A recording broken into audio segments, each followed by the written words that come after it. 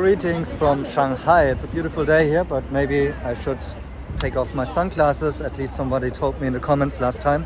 Anyways, this is a quick preview to the Shanghai Autoshow, which is of course one of the major reasons why I'm here in Shanghai. And could this be a turnaround point for NIO? And in some ways I expect it to be honest, because they will show new models and most importantly an upgrade to the ET7, which I've previously talked about, that I think there should be some work on the interior of the car, which I would expect it to be some of the quality issues around the materials being used and possibly something around the seats. At least that's what I would like to see. I have no idea whether or not that's what NIO is going to show.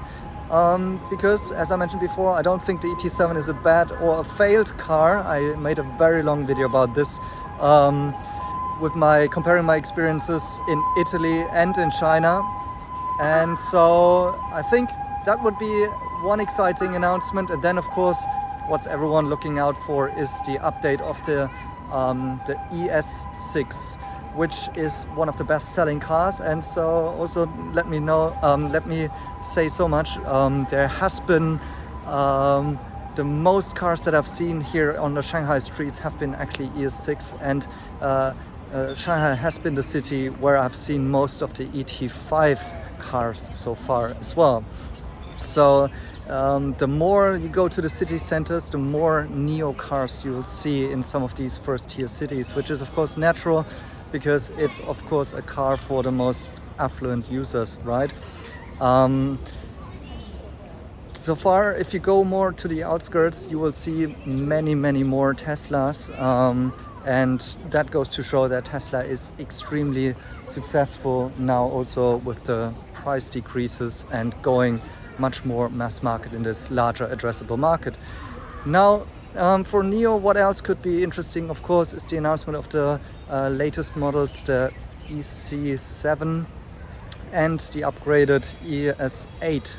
The ES8 may be one of the first models that is implementing some of the stuff that Li Auto is doing very well. And I've talked about this in a previous video, how I think that Li Auto is great at catering the current needs of users in respect to maybe not only offering an all-electric EV, but also in terms of the entertainment within the car, and also some special functions like a refrigerator within the car, which NIO has now started to adopt. So I'm still in the views that I personally really value the clean and sleek design of a NIO compared to Li Auto, because I like less screens, and I also don't want to get distracted while driving from the passenger side screen. But that's of course something very individual and an individual choice, and you have to see that the success that Li Auto is having is proving them right. So will the ES8 at the Shanghai Auto Show be the first model that is kind of adopting some of the things that Li Auto is doing right? Maybe, yeah. First time I possibly will have a look inside of that. Then the EC7 is going to be a niche car, but some sort of a premium design flagship. So this could kind of be a showcase car in this regard, which not may be the volume driver like the new ES6, which will definitely help to get some volume up there as well, but attract new users to the brand in general. That's my expectation. So what is crucial, of course, is when will those cars be available for purchase, because that has been one of also my major concerns and criticisms of NIO before, that they usually take too long between the announcement of a new car and the actual release and sale of a new car, right? Now, this time they might be able to time some of these new launches earlier.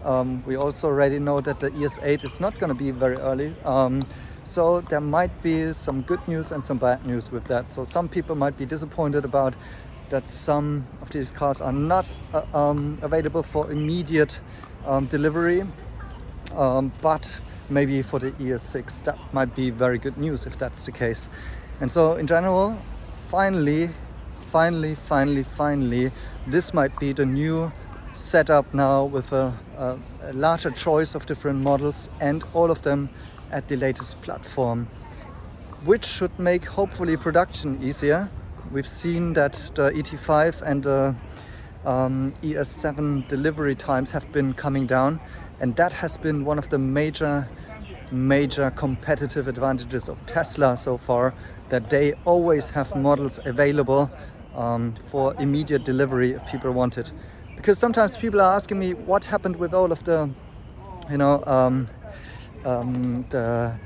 the people that ordered, let's say the ET5 for example. We had rumors before of more than 200,000 orders for the ET5, right? So why are they struggling right now? And I think one reason of that is that people are using their deposits, which are just only, I think, 500 RMB, and if there is a immediate car more available, maybe even with a discount by another provider, another auto manufacturer, then they switch because they want to have the car fast. And if NIO cannot deliver that, then they are not willing to wait. So this is also one aspect here of the China competitive market.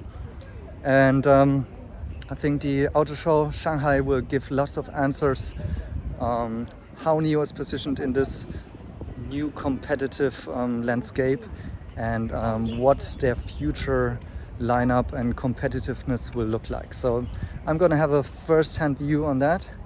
Not exactly sure which dates exactly I'm going to be there, but I'm going to be there for sure, and will let you know what are my personal takeaways from that.